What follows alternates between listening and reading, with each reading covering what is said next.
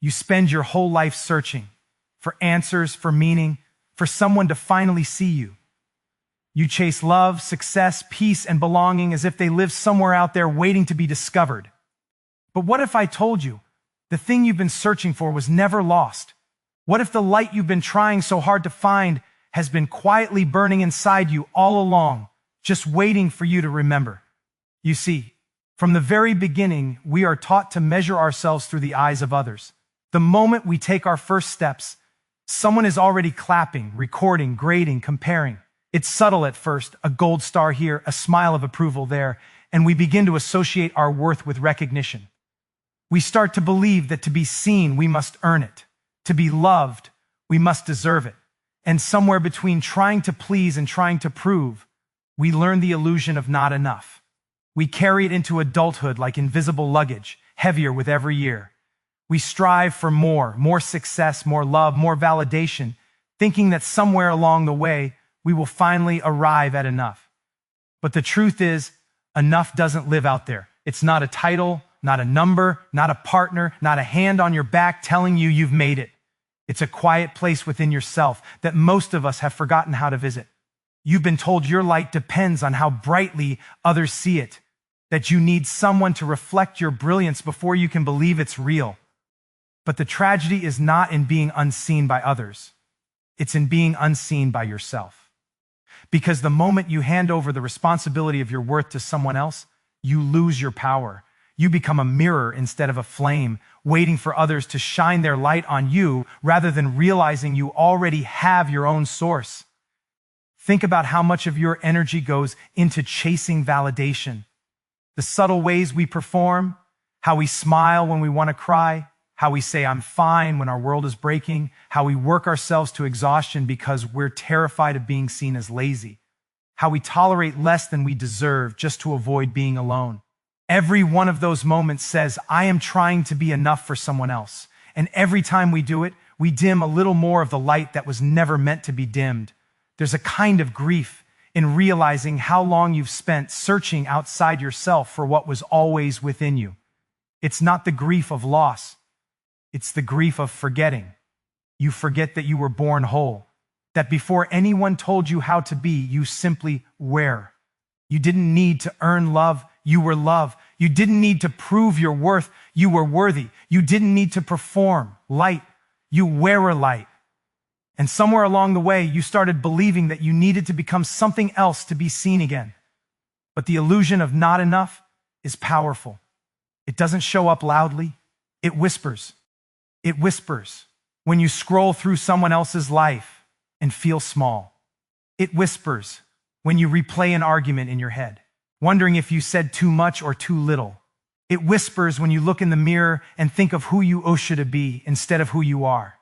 It's the whisper that says, you're falling behind, you're too late, you're not special. And yet, beneath that whisper, there's another voice, softer but older. It's the voice that remembers who you are. It doesn't speak in comparison, it speaks in truth. It doesn't demand, it reminds, but you can only hear it when you stop chasing noise and start listening to silence. That's where your light lives, not in what you achieve, but in what you remember. Sometimes it takes life to strip you of everything you thought made you worthy just to reveal that your worth was never attached to it. The relationship ends, the job disappears, the applause stops, and suddenly you're left with yourself. No audience, no approval, no applause, just you, and in that moment you discover something both terrifying and freeing. You still exist. You're still whole. You still have a pulse. That's your light, quietly alive, even when everything else fades. It's not that you stop caring about love, success, or belonging. It's that you begin to understand where they truly come from. They don't fill you. They reflect you. They mirror back the light that you already carry. When you remember that, you stop chasing and start choosing. You start creating relationships that nurture your light instead of depending on them to ignite it. You begin to pursue dreams not because they'll make you worthy, but because they express who you already are. You see, the illusion of not enough loses its power when you start seeing yourself clearly, when you look in the mirror, and instead of scanning for flaws, you recognize the quiet strength that has carried you through every heartbreak and disappointment. When you realize that the same light that once made you curious as a child is still flickering inside you, waiting to be noticed. The world around you will always try to tell you what you lack. It will sell you confidence in bottles, love in promises, worth in achievements. But there will come a moment, a quiet, private moment, when you finally see through the illusion. When you realize there was never anything missing from you, there was only something you stopped believing. And that moment, that single breath of awareness, is the beginning of coming home to yourself. Because once you see your own light, you stop needing others to prove it exists. There comes a moment when you realize that the search you've been on for love, peace, success, or meaning has exhausted you more than it has fulfilled you. You keep reaching for something just beyond your grasp, believing that when you finally find it, everything will make sense. But what if the reason you haven't found it yet is because you've been looking in the wrong direction? What if you were never meant to search at all, but to remember? Remembering is different from seeking. Seeking assumes something is lost. Remembering assumes it's still there. The light within you was never extinguished. It was simply covered, buried under the noise of expectations, the weight of comparison, the stories you've been told about who you should be. You've spent so long looking outward that you forgot how to look inward. The truth is not hiding from you. It's waiting for you to slow down enough to notice. When we talk about remembering who we are, it's not about nostalgia or clinging to the past. It's about peeling back the layers that never truly belong to you. It's about questioning the identities you've inherited, the roles, the labels, the rules you learned to follow so that others would accept you.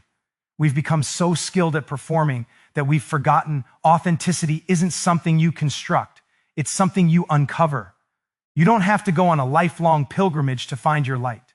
You don't have to earn it through achievement or approval. It's already within you, quiet, steady, patient.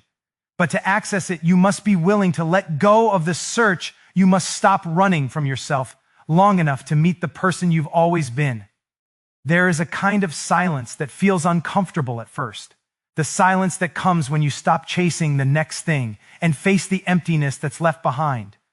That silence isn't emptiness, it's space. It's the space where your light can breathe again. It's the pause between the noise where you can finally hear your own truth whispering. We've been taught to fill every gap with noise, every doubt with action, every quiet moment with distraction. But the remembering begins when you stop filling and start listening. Sometimes the process of remembering hurts, because to remember your light, you must first confront the shadows that have hidden it. You must meet the parts of yourself you've ignored, the anger, the shame, the grief, the guilt. These parts are not your enemies. They are the keepers of your forgotten light. They have been guarding the parts of you that needed protection when the world told you to be smaller, quieter, safer. When you finally turn toward them, not to fight them, but to understand them, you start reclaiming yourself piece by piece. And this remembering, it's not a one-time revelation. It's a daily practice. It's the small choices that bring you back to yourself, choosing honesty over performance, choosing stillness over constant movement, choosing compassion over judgment. Every time you choose what feels true over what feels safe, you remember a little more. Every time you forgive yourself for forgetting, the light becomes brighter. There's a misconception that finding your light will feel like fireworks, loud, certain, undeniable, but it's rarely like that. Most of the time, it feels like a quiet warmth spreading in your chest, a soft knowing that you no longer need to prove your worth. It's not dramatic, it's intimate. It's the realization that you can stop striving for acceptance because you already belong, not to someone else, but to yourself. When you stop searching, life doesn't stop. It actually begins. Because now you're no longer living from a place of scarcity. You're living from remembrance. You move through the world differently, slower, more intentional, more grounded. You stop reacting to every demand for your attention and start choosing what truly matters. You stop chasing validation and start creating meaning. You begin to notice beauty where you once saw nothing.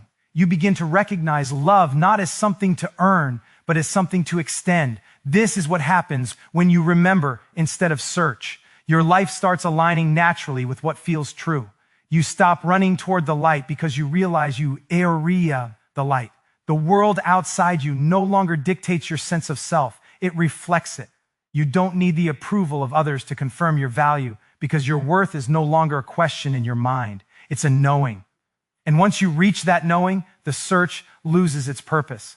There will be moments when you forget again, when the noise of the world grows loud, when the comparisons return, when the ache of not enoughness creeps back in. That's okay. Forgetting is part of remembering. It's the rhythm of being human. The goal isn't to stay lit all the time. It's to know that even in darkness, your light is still there, waiting for you to come home to it. So maybe the point of all this searching was never to find something new. Maybe it was to exhaust every direction until you finally turned inward and said, I'm here. Because in that moment, in that stillness, that breath, that pause between striving and surrender, you remember the truth you've been running from. The light you keep searching for has been inside you all along. There are moments in life when pain feels like it takes over everything, when loss, betrayal, or disappointment strikes so deeply that it's as if the light inside you has gone out. You look around and the world feels dimmer, smaller, quieter. You begin to believe that something inside you has been broken beyond repair, that whatever light once lived within you has been extinguished by what you've been through. But pain doesn't destroy the light. It distorts it, hides it, bends it, but it never eliminates it. The light doesn't disappear because of the wound. It simply waits for you to find your way back through it. Every one of us carries scars, some visible, others buried so deep that we forget they're still shaping how we move through life. We learn to protect them, to hide them, to build entire lives around avoiding anything that might reopen them. But what if those wounds aren't the evidence of your weakness, but the birthplace of your wisdom? What if they're not the end of your light, but the way it grows stronger? When we experience pain, especially the kind that feels personal and undeserved, our first instinct is to close. We contract, we build walls. We decide we'll never let anyone that close again. We tell ourselves stories that love is dangerous, that hope is foolish, that trusting is naive. And while those stories may keep us safe for a while, they also keep us from the very thing that heals us, connection. Because healing doesn't happen in isolation. It happens when we dare to open again, even when it's terrifying. You see, pain is not a punishment. It's an invitation. It invites you to see the places where you've been living, disconnected from yourself. It exposes what you've been avoiding. It asks you to grow, to expand, to soften. It demands honesty, and that's why it hurts. Not because it's trying to destroy you, but because it's stripping away everything that's not true. Pain is not against you, it's for you. It's the fire that reveals what is essential, what can't be burned away. The cracks we carry are not evidence that we've failed. They're reminders that we've lived, that we've risked, that we've loved enough to be hurt. We spend so much time trying to appear whole, flawless, composed, as if the absence of cracks makes us stronger, but it's the opposite. The cracks are where the light gets in. They are the proof that your heart has stretched beyond what it thought it could bear, and somehow you're still here. That is strength. That is grace. Sometimes we confuse healing with erasing, as if to be healed means to no longer feel the pain. But healing doesn't erase your story. It transforms your relationship to it. You begin to see your wounds not as the end of you, but as the evidence of your resilience. You stop asking, why did this happen to me? And start asking, what did this awaken in me? That shift is where your power lives. Because pain doesn't define you, it refines you. The truth is, your light doesn't grow in moments of perfection. It grows in moments of breaking. When life shatters your plans and demands that you rebuild not from who you were, but from who you're becoming. You think your heart breaks because it's weak, but it breaks because it's expanding. Every loss, every disappointment, every heartbreak stretches the boundaries of your compassion. It teaches you tenderness. It teaches you presence. It teaches you to see others' pain with eyes that understand. That's what light does. It spreads through empathy. And maybe the reason we struggle so deeply when we're hurt is because pain forces us to face parts of ourselves we'd rather not see. The part that still longs for approval. The part that feels small. The part that blames itself. But when you dare to meet those parts with gentleness instead of shame, something miraculous happens. The light begins to return. It doesn't come back in a flash. It flickers softly like the first glow after a long night. It reminds you that you are more than what was done to you. There is a beauty in people who have suffered and still choose love. They carry a different kind of radiance, not one that blinds, but one that warms. It's the kind of light that says, I know darkness and I still believe. That kind of light cannot be faked. It's forged in the fire of experience. And when you carry that kind of light, you become a beacon for others who are still finding their way. Your wounds become bridges instead of walls. So, when you find yourself in the depths of pain, don't ask how to escape it. Ask what it's trying to show you. Because every time your heart breaks, it's revealing something deeper, a hidden strength, a capacity for love, a truth you've been avoiding. Pain is not there to diminish you. It's there to remind you how deeply you can feel, how alive you still are. You may not see it yet, but your wounds are shaping you into someone wiser, kinder, more luminous. They're not the end of your story. They are the chapter where your light learns to shine through the cracks. Because your light was never lost. It was just waiting to be found in the very places you thought you'd never want to look. There's a kind of loneliness that doesn't come from being alone, but from being disconnected from yourself. You can be surrounded by people. You can be loved, admired, even needed, and still feel hollow inside. It's a quiet ache, a sense that something essential has gone missing, that something is you. Not the version of you the world sees, not the one that performs, not the one who always tries to hold it together, but the self beneath all that. The one who knows without needing to prove that they are enough. So many of us spend our lives in relationships where we're present physically, but absent emotionally. We give everything, our time, our energy, our care, yet somehow we end up feeling unseen. It's because you can't truly connect with anyone if you're disconnected from yourself. You can't be known if you don't know yourself. You can't be loved fully if you're constantly editing who you are to be more acceptable. We think connection is about closeness with others, but the foundation of all connection begins within. When you are disconnected from yourself, you start to live reactively. You become whatever the moment demands. The responsible one, the strong one, the funny one, the quiet one, anything that earns belonging. You adapt so well that after a while, you forget what's real. You forget what you actually want, what you actually feel. You confuse being needed with being loved, being busy with being purposeful, being productive with being valuable. And slowly, without noticing, you drift away from your own center. But there's a moment, often a quiet, sobering one, when something inside you whispers, I miss myself. That moment is sacred. It's the beginning of remembering that the most important relationship you will ever have is the one you have with yourself. Not because others don't matter, but because every other relationship in your life is a reflection of that one. How you speak to yourself becomes how you let others speak to you. How you honor your needs becomes how you teach others to honor them. How you forgive yourself becomes how you extend forgiveness to others. Reconnecting with yourself doesn't happen in grand gestures. It happens in small, consistent acts of honesty. It's the moment you admit, I'm tired, when you've been pretending you're fine. It's saying no to something that drains you, even if it disappoints someone. It's sitting with your feelings instead of rushing to fix them.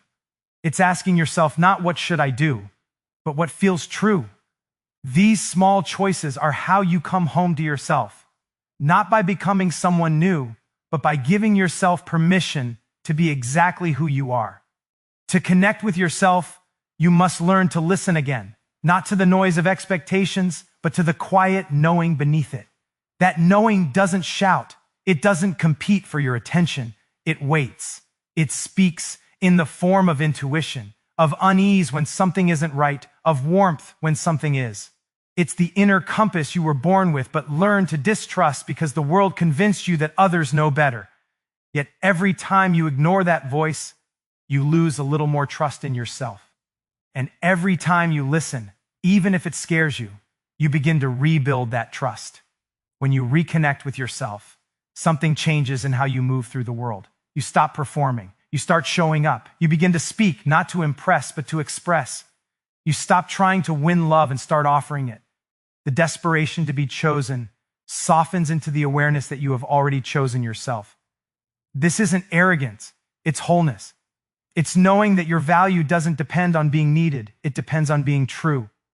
You'll notice it in the way you breathe, in the way you walk into a room, in the way you say yes or no. You'll notice that you're no longer afraid of silence because silence no longer feels like emptiness. It feels like presence. You'll find that you need less validation because you're no longer hungry for approval. You'll stop chasing connection that cost you your peace, and you'll stop calling it love when it feels like self-abandonment. There's a kind of beauty that radiates from a person who is connected to themselves. It's not loud, it's not perfect, it's not even always visible. It's in the way they pause before reacting, the way they listen without rushing to fix, the way they occupy space without apology. They're not performing peace. They are peace. Because when you live from the light within, your presence alone becomes grounding for others. You stop needing to prove your worth, and instead, you become a reminder of it, not just for yourself, but for everyone who crosses your path. But the truth is, this connection is fragile. It requires tending. You can lose it when life gets loud, when fear creeps in, when you start comparing again. That's okay. The goal isn't to stay perfectly connected. It's to notice when you've drifted and to return gently, without judgment, to return to your breath, to your truth, to your center again and again. And when you live from that place, something beautiful happens. You stop searching for light in others and start recognizing it within yourself. You stop asking who will complete you because you understand that you were never incomplete. And in that knowing, you find a freedom that no validation, no relationship, no achievement could ever give you. Because when you reconnect with yourself, you stop needing the world to remind you who you are. You already know. There's a kind of exhaustion that doesn't come from lack of rest, but from constantly searching for love that feels safe, for meaning that lasts, for success that finally proves something, for peace that finally stays. We live in a world that tells us fulfillment is out there, in the next achievement, the next relationship, the next version of ourselves. So we chase. We chase the better job, the better body, the better life. We convince ourselves that the next milestone will finally bring the calm we've been craving. And yet, every time we arrive, the satisfaction fades, the high wears off, the silence returns. That's the thing about external searching. It keeps you moving but never arriving, because the search itself is built on the assumption that something is missing. You are running after something you already have, convinced it lives somewhere outside of you. You say, when I get there, I'll feel whole. But what if wholeness isn't something you reach? What if it's something you remember? Letting go of the external search doesn't mean giving up on dreams or desires. It means changing the reason behind them. It means asking yourself, am I doing this to fill a void or to express what's already full? Because when you create, love, or achieve from a place of emptiness, it will never be enough.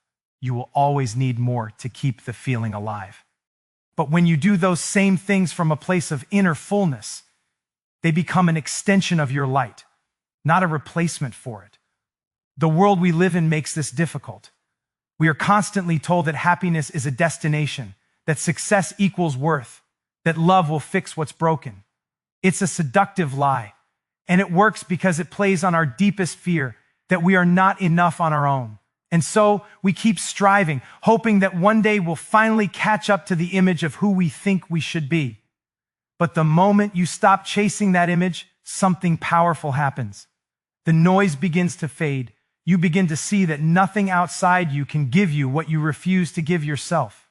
Acceptance, love, peace, belonging. When you stop the chase, you begin to meet life differently. You stop measuring your days by how much you've achieved and start feeling them by how present you've been. You start to realize that the moments of peace you've been longing for aren't found in control, but in surrender. It's not that you stop caring about the things you desire. You simply stop being enslaved by them. You understand that everything you were running toward was meant to lead you back to yourself. Letting go is terrifying because it feels like losing control. You've built your life around striving, achieving, proving, but what if control was never the point? What if the moments that change us most are the ones that break the illusion of control? The heartbreaks, the failures, the pauses, they all strip away what's false until only truth remains. And the truth is this: your light doesn't need to be earned. It doesn't depend on anyone's approval or life's permission. It's simply ayasa.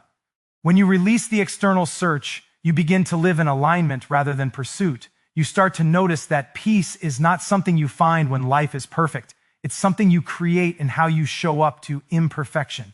You start to understand that freedom doesn't mean having everything under control. It means trusting yourself enough to let go. The less you cling, the more space there is for your light to move through you.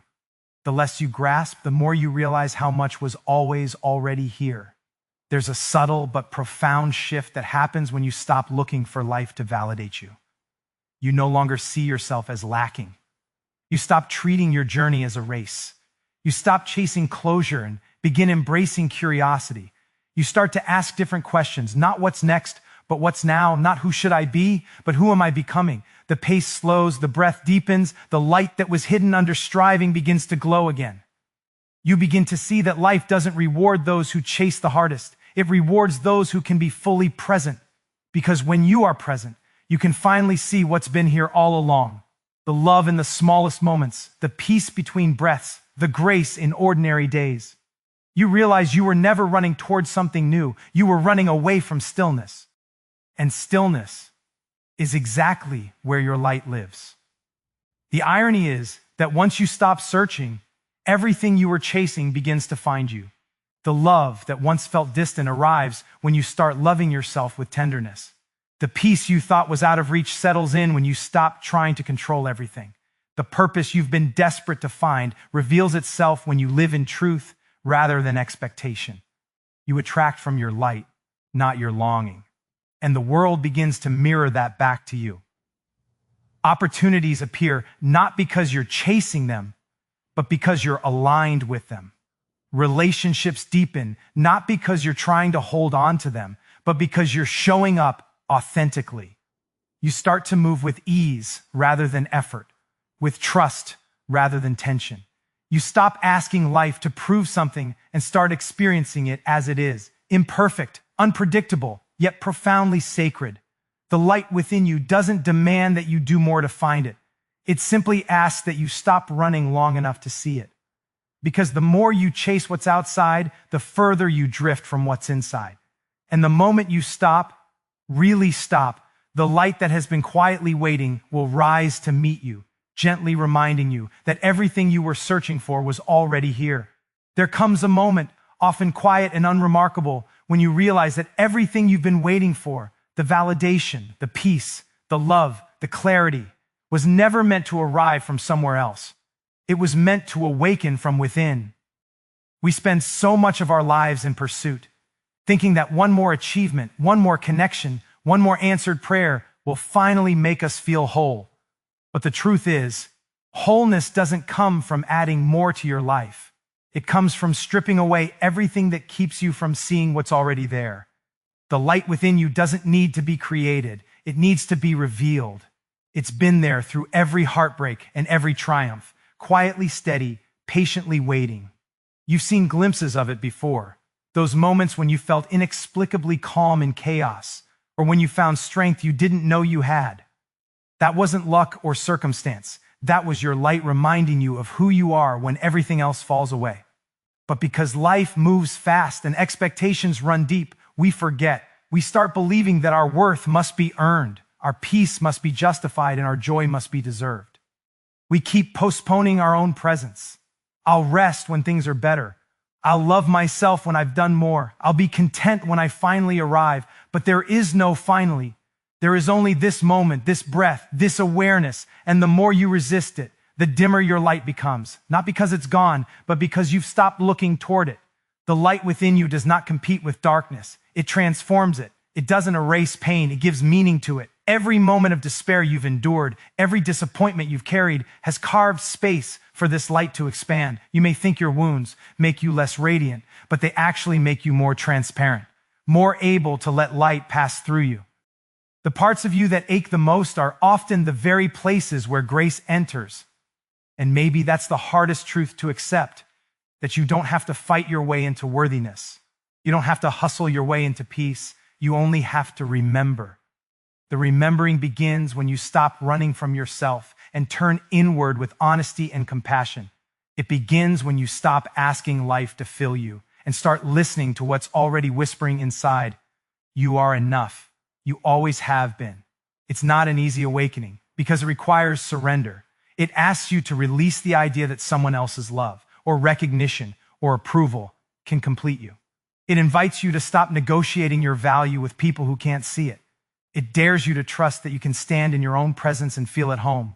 And once you do, something miraculous happens. You stop trying to prove and you start to live. The world feels different when you live from your light. You don't react the same way to fear or rejection because you understand that nothing external can take away what is internal. You don't chase relationships out of emptiness. You choose them out of abundance. You no longer beg the world to notice you because you've already noticed yourself. Your confidence stops being performance and starts being embodiment. You move with quiet power, not because you're louder, but because you're rooted. This inner light doesn't make life perfect. It makes it real. It allows you to show up fully, even when things are uncertain. It reminds you that you are not here to be flawless. You are here to be whole. Wholeness is not about constant joy or unshakable certainty. It's about knowing that even when you doubt, even when you fall, the light inside you remains untouched. It is the one thing that cannot be broken, no matter how many times you have been. When you begin to live from that truth, you stop waiting for permission to shine. You stop asking the world to tell you when it's your turn. You start creating moments of your own.